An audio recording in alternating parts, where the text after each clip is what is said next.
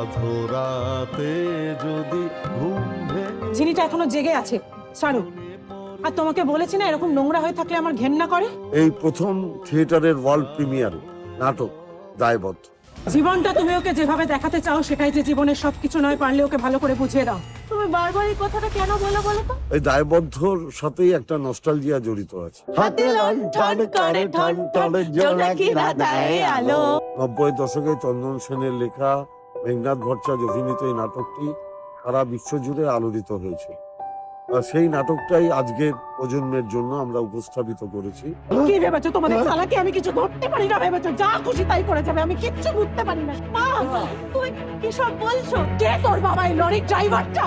হ্যাঁ, এই লোকটা তোর বাবা নয়। এটা দেখা যাবে ওয়ান থিয়েটারে। আপনারা ওয়ান থিয়েটার সাবস্ক্রাইব করুন, নাটকটি দেখতে পারবেন।